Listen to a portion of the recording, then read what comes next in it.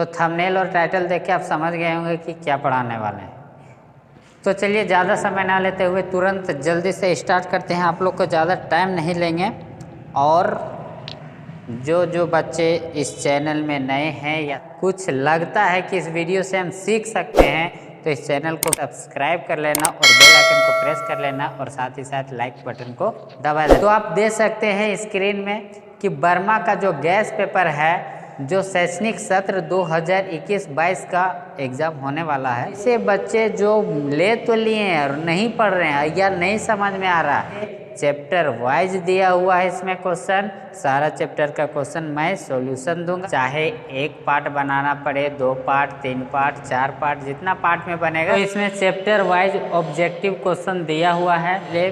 पहला चैप्टर का दिया हुआ वास्तविक संख्या का क्वेश्चन स्टार्ट करने से पहले मैं आपको कुछ बेसिक चीज़ बता देता हूँ, जिससे आपको इस चैप्टर को बनाने में आसानी और सॉल्यूशन आसान हो जाए। पहले बताते हैं कि यूक्लिड विभाजन प्रमेयिका, ये यूक्लिड विभाजन प्रमेयिका है क्या, होता क्या है, इसको समझते हैं। कि दो धनात्मक पूर्णांक ए और बी दिए रहने पर, कोई भी दो धनात्मक पूर्णांक ले लेते हैं, ए और बी का कोई भी मान के चलिए 3 और 5 ले लेते हैं, ठीक है।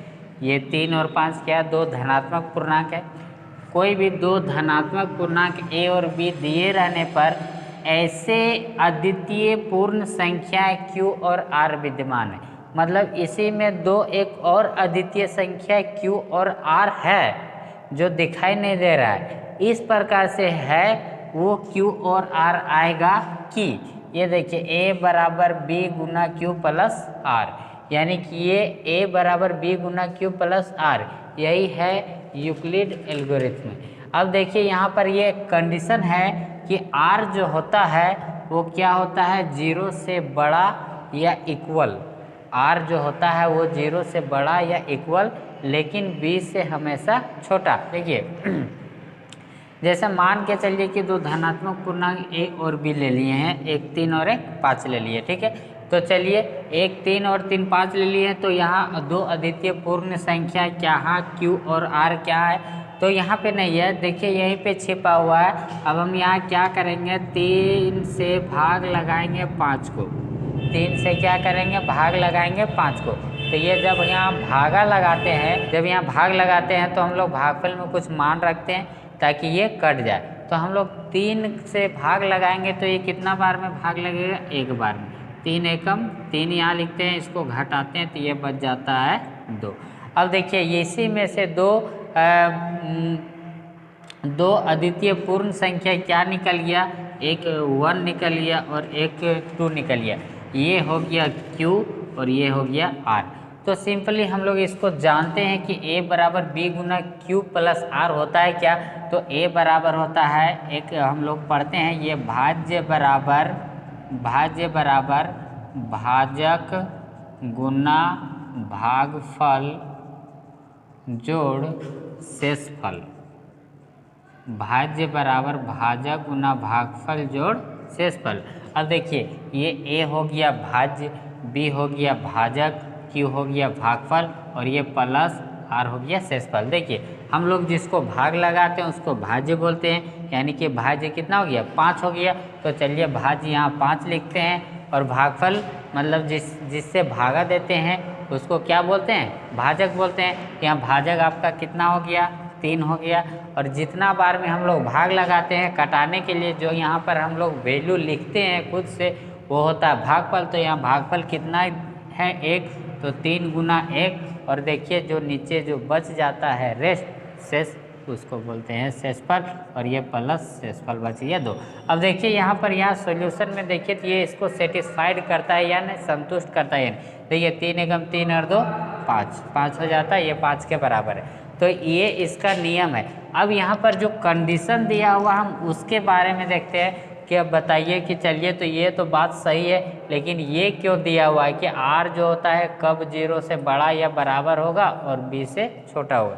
तो चलिए हम बताते हैं कि ये R जो होता है कब 0 से बराबर और बड़ा लेकिन B से छोटा। देखिए यहाँ पर R जो है वो 0 से बड़ा हो सकता है या बराबर हो सकता है, लेकिन बी से हमेशा छोटा। तो चाहे यहाँ पे हम लोग चलिए देखते हैं कि इसको क्या बोलते हैं, ये क्या हो गया, ये हो गया, देखिए भाज्य ए क्या हो गया भाज्य, तो ये ए का मान हो गया 5, कितना हो गया 5। उसके बाद क्या हो गया भाज्य कितना हो गया 3, भाज्य यानी कि भाज्य को क्या बोलते हैं बी, बी का मान कितना हो गया 3, और ये क्यू यानी भागफल कितना हो गया 1, और ये आर शेषफल कितना हो गया 2। अब यहाँ पे देखिए आर का वैल्यू देखिए, आर जो है शेष जो बचा है, ये शेषफल जो 2 बचा है वो 2 देखिए तो वो 0 से बड़ा है, 0 से बड़ा है। लेकिन बी का मान जिससे यानी कि हम लोग जिससे भाग लगा रहे हैं उससे देखिए हमेशा शेषफल छोटा बचेगा, तो छोटा ही नहीं बचता, भागा जब लगाएंगे घटाएंगे तो छोटा बचेगा, या तो छोटा बचेगा या तो फिर 0 हो जाएगा। 0 कब होगा, मान के चलिए हम यहाँ पे 2 से भाग लगाएंगे 4 को, 2 से भाग लगाएंगे 4 को तो 2 दूना 4, देखिए जब ये कट जाएगा तो 0, तो 0 इसलिए यहाँ पर बताएं कि जब शेषफल 0 होता है तो r का मान जो होता है 0 हो सकता है, जब शेषफल पूरा कट जाएगा तो 0 होगा शेषफल, लेकिन b से छोटा। देखिए b का मान कितना है 2 है, तो 2 से छोटा ही आएगा।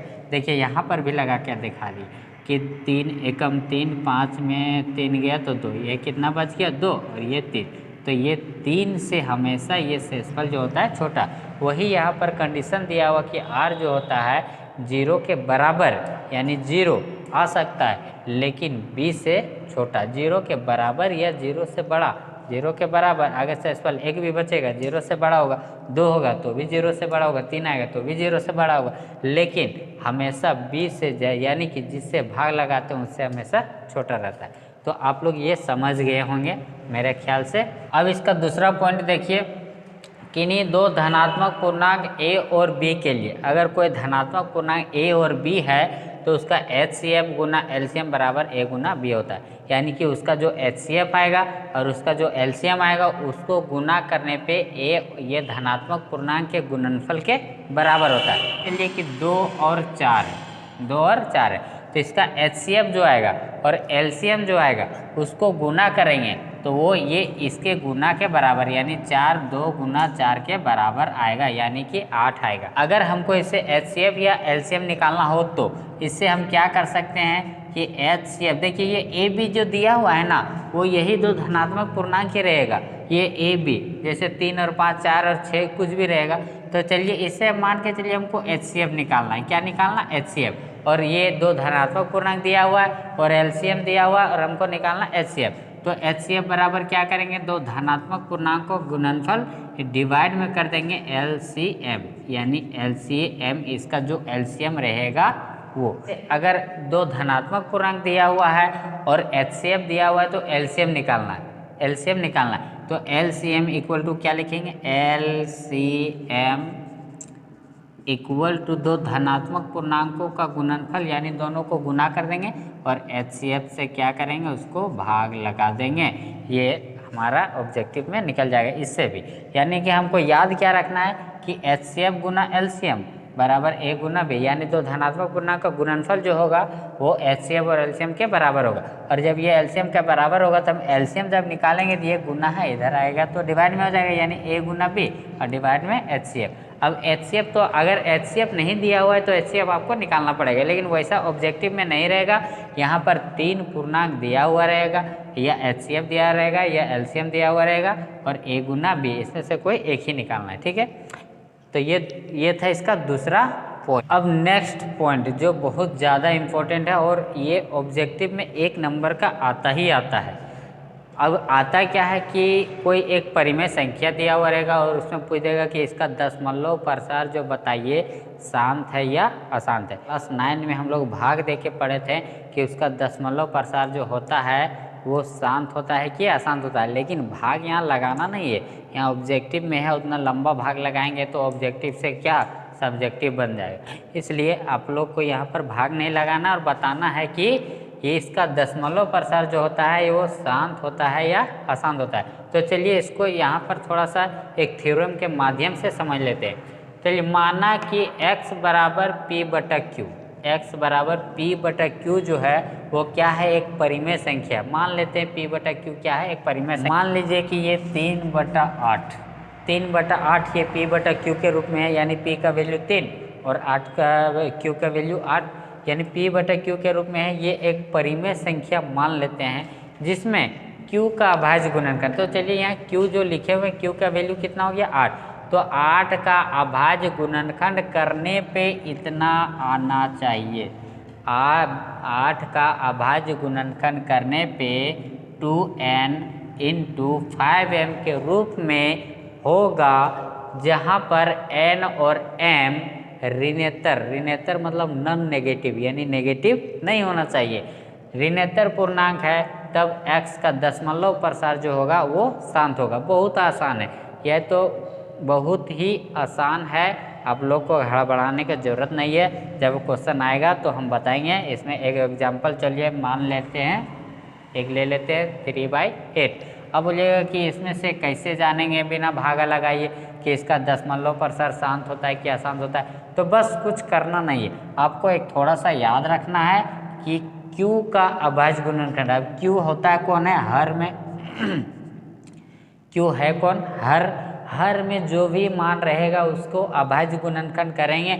और यहाँ पर 2 का पावर n और 5 का पावर m, यानी 2 का पावर कुछ रहेगा और 5 का पावर कुछ रहेगा, तो उसका दशमलव प्रसार शांत होगा। अगर इस रूप में नहीं आएगा तो अशांत हो जाएगा। अब बोलिएगा कि समझ में नहीं आ रहा, आप सोल्व करके बताइए।